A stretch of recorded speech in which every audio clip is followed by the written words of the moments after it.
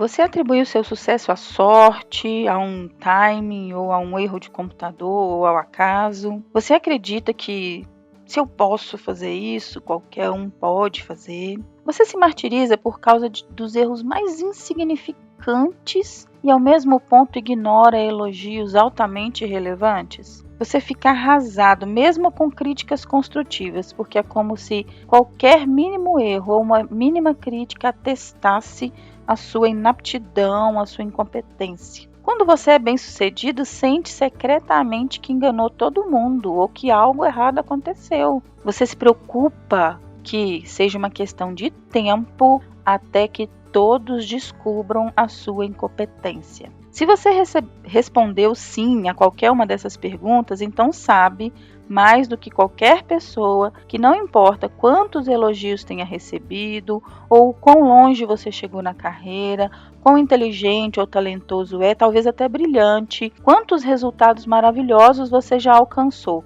De fato, você guarda forte dúvida quanto às suas habilidades e pode ser que você está convencido que é um impostor, uma farsa ou uma fraude. Vem comigo e vamos falar sobre síndrome do impostor e como ela pode sabotar completamente a sua carreira.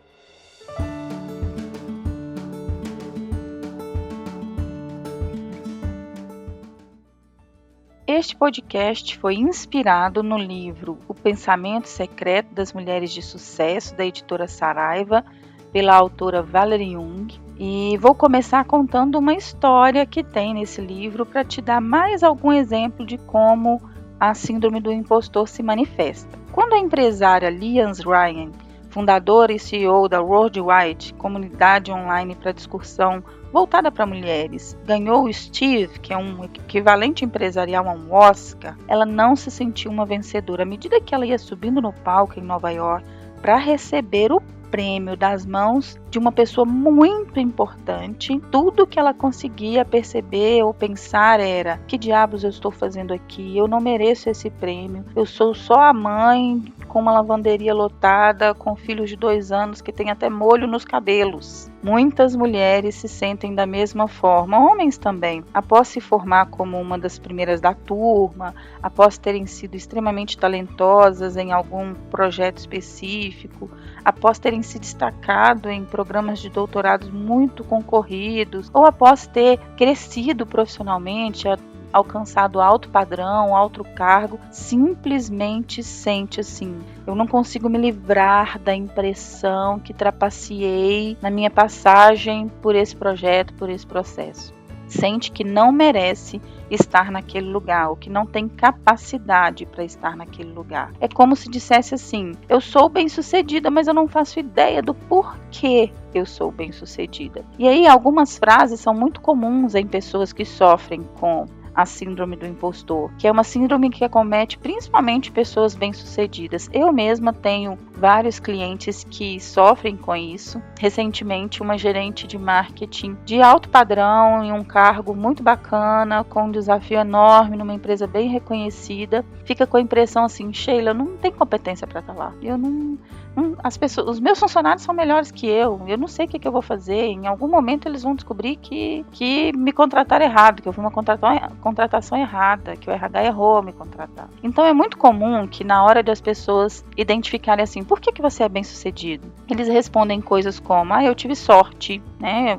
Foi meu networking que me colocou aqui, eu estava no lugar certo, na hora certa, ou pior, né? O mercado está com falta de mão de obra qualificada.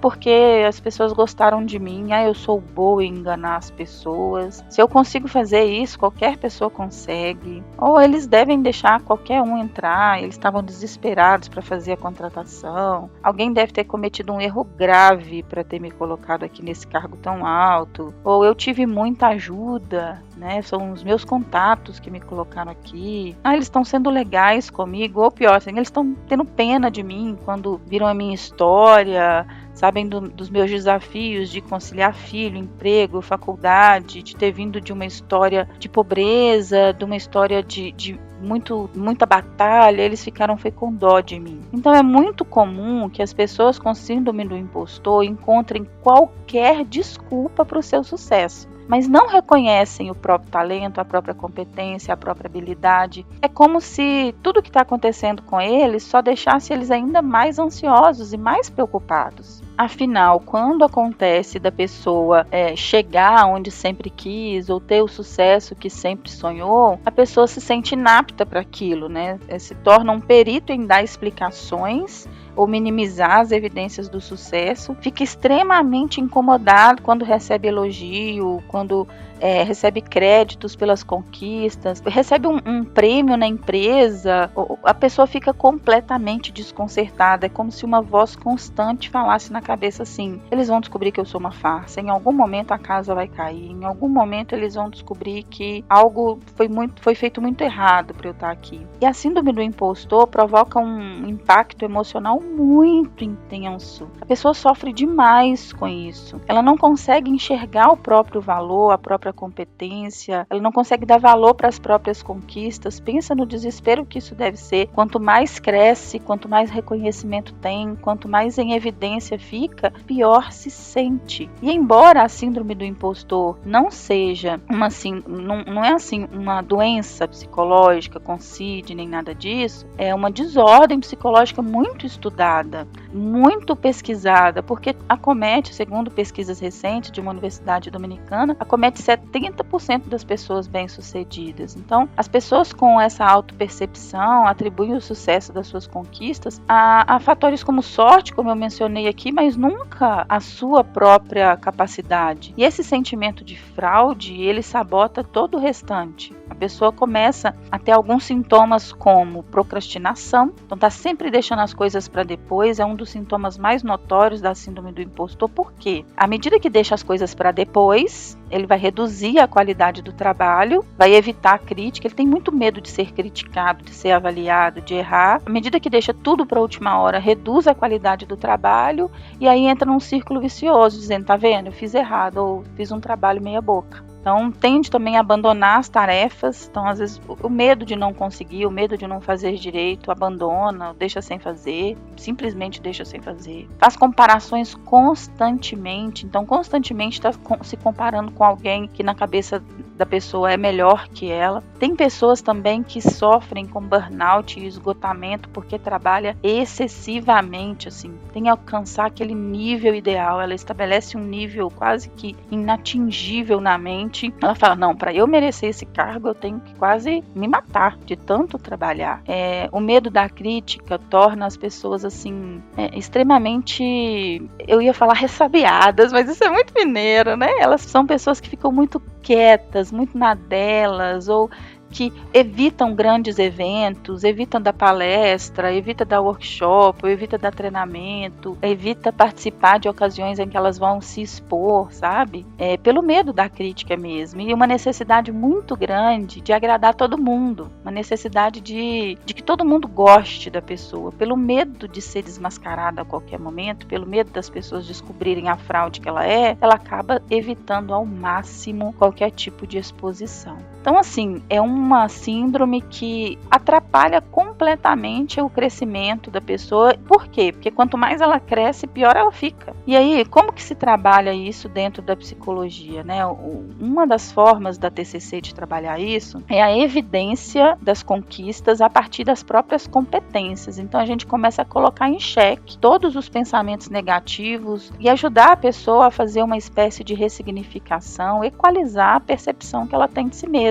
Então, se ela fala que tem sorte, eu vou questionar, falar: sorte, mas por que sorte? Que evidências que você tem que foi sorte? Então, se você tiver errado e não for sorte, for por merecimento, por competência, porque você conquistou esse lugar, que evidências você teria aí que você é boa no que faz? Então, a conversa é uma conversa que vai estar sempre direcionando a pessoa para olhar para as evidências de competência, de sucesso, né, de força e vários outros aspectos que ela minimiza ou ignora dentro do processo de desenvolvimento. Então, esse aspecto de fortalecer as forças pessoais, evidenciar as competências, evidenciar os pontos fortes é um primeiro passo. Um outro passo é ajudar a pessoa a entender as origens da síndrome do impostor, porque isso nem tudo é culpa da pessoa. A pessoa se sente assim por algum motivo. Então, um dos motivos, por exemplo, pode ser da criação da família. Então, ter sido criada por uma família muito rígida, uma família que, sei lá, chegava com uma nota no boletim 9 e o pai reclamava que não era 10, ou conquistou o prêmio de melhor aluno no ditado ou na redação, e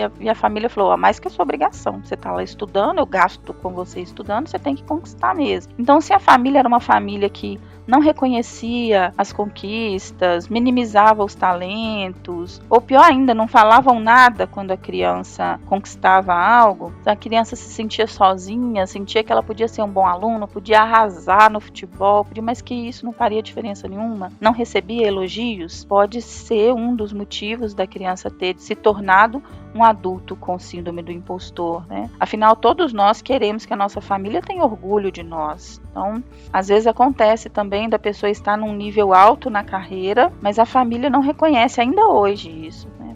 A família mesmo diminui a pessoa, constantemente tem alguém na família que coloca essa pessoa para baixo, então isso afeta muito, né? Um outro aspecto também é quando a pessoa trabalha em uma cultura organizacional muito competitiva. Então, se sabe aquele chefe que coloca um funcionário contra o outro, que fala assim, ó, fulano vai passar na sua frente, porque você tá ficando para trás, e esses tipos de coisa que é até imaturo, né? Uma cultura organizacional nesse aspecto pode contribuir para um sentimento de fraude, uma cultura de extrema competitividade, cultura às vezes até contraditória. Uma pessoa tá num trabalho em que constantemente ela precisa ficar mostrando a própria capacidade, mostrando que dá conta, mostrando que é capaz, sabe? Isso é exaustivo e isso também pode contribuir para o sentimento de impostor. Aquela pessoa que trabalha por conta própria também, né, por estar muito tempo sozinha, ela pode perder a perspectiva, assim, ela pode fazer bem para ela se conectar com outro trabalhador que é autônomo também, tá sempre fazendo cursos, workshops, ou dando um jeito de estar entre pessoas que sofrem do mesmo mal que ela, mas porque trabalhar sozinho não é fácil, né? Eu sou uma trabalhadora autônoma e eu posso atestar, não é fácil. A gente pode, por muito pouco, cair num isolamento social e constantemente ficar se criticando. Isso não faz bem,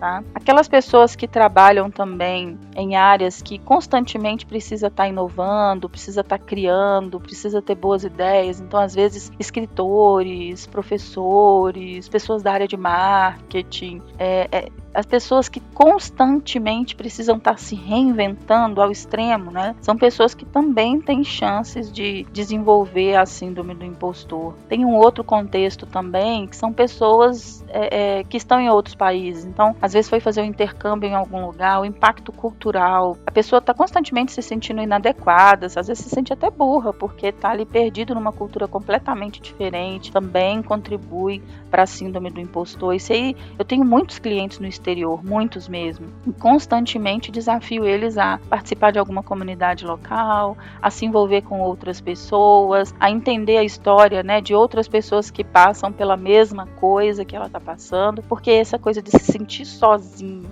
em um país estranho é enlouquecedor, né? E num mundo cada vez mais exigente, num mundo cada vez em que nós somos testados o tempo todo, nós precisamos mostrar que damos conta o tempo todo, isso pode ser um caminho bem exaustivo. Tem um outro aspecto também que hoje, né, a gente fala muito de diversidade, a gente fala muito de gênero, né, de trans, mulheres em cargos de alta gestão, negros. Então, um dos aspectos que a autora Valerie Jung menciona também é que quando a pessoa representa todo o grupo social dela, a cobrança, né, a cobrança interna é muito maior. Ela inclusive dá um exemplo, né, de uma juíza da Suprema Corte nos Estados Unidos contou para ela, né, uma das primeiras juízas, né, mulheres dentro do direito, ela diz assim: minha preocupação era que se eu fizesse o trabalho de juíza bem o bastante para convencer toda a nação que a minha nomeação era um passo na direção certa, isso abriria caminho para outras mulheres, ao passo que se eu me saísse mal fazendo esse trabalho, eu tornaria a vida de todas as mulheres mais difíceis. Então, assim, acontece, por exemplo, com aquelas pessoas. Recentemente, um cliente meu negro falou isso comigo. Ele falou: Sheila, às vezes eu falo, não, eu sou cotista de vaga de negro nessa empresa, porque é todo mundo branco, todo mundo rico, ele gerente de alto escalão, extremamente competente, extremamente estudado, e falando, não, eu devo estar aqui por uma vaga de cotista, porque é todo mundo branco, porque é todo mundo rico, porque todo mundo vem de berço de ouro, só eu que não. Então, quando a pessoa, ela representa o grupo social dela, ela se sente ainda muito mais cobrada, né? Para que ela fala, como se falasse assim, eu preciso fazer o meu papel bem feito, porque todo o meu grupo social está sendo representado por mim. E isso também provoca muitos sintomas da síndrome do impostor.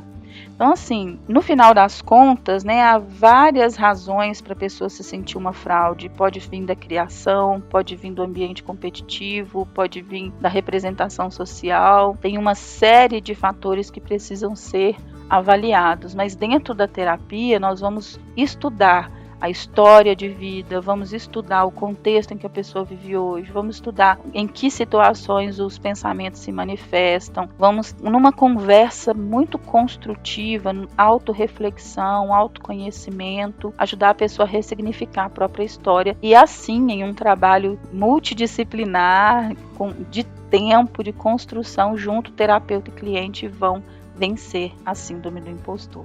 Estou contando isso para você porque, como disse, 70% das pessoas em algum momento na carreira vão se sentir impostores. E tem uma forma de se livrar disso a partir da psicologia, a partir de uma boa terapia, a pessoa se sentir realmente merecedora do sucesso que conquistou. Compartilhe esse conhecimento, esse podcast com todo mundo que você pensar neste momento e vamos fazer com que as pessoas se sintam livres desse sentimento de fraude o mais rápido possível, ok? Um abraço!